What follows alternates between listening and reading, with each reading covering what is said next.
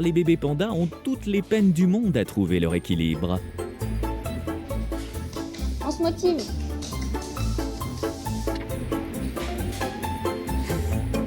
Oui, c'est bien ça.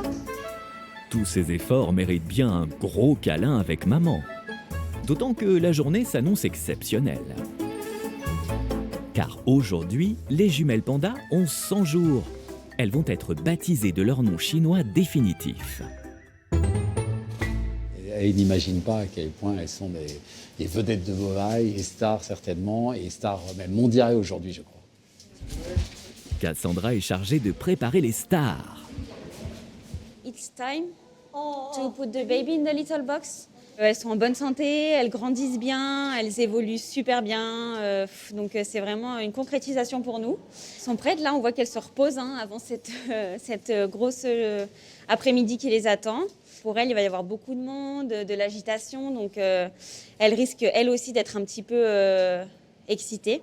Donc on essaye de rendre ça le plus paisible possible pour elles. Ouais.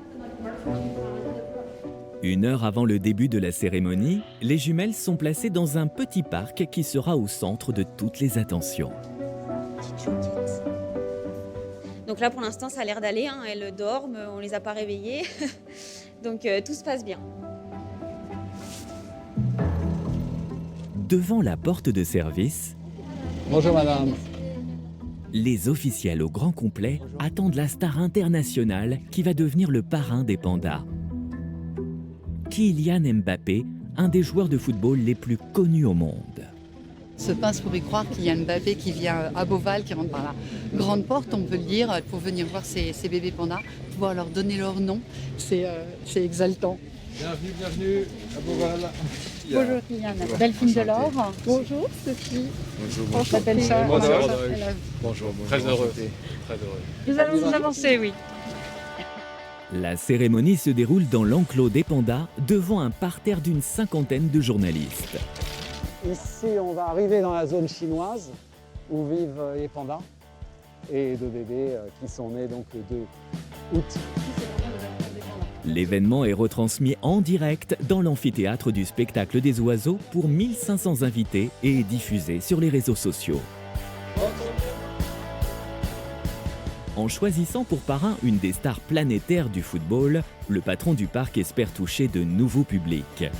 C'est une chance que ce soit lui et une popularité incroyable. Et ça va, pour nous, je pense que ça va nous permettre de sensibiliser encore plus toutes les générations à la protection de ces animaux extraordinaires. C'est mon objectif.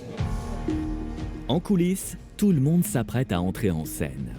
C'est le grand moment qui arrive. On attend le top départ. Vous voyez, on dirait qu'elles sentent qu'il se passe quelque chose. Là. Elles dormaient jusqu'à présent. J'espère que ça va aller quand même. Ok, on arrive.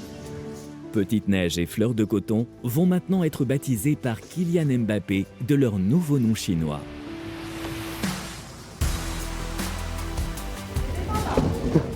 J'invite Kylian Mbappé et Monsieur le Ministre à dévoiler le nom de Petite Neige. Dodo.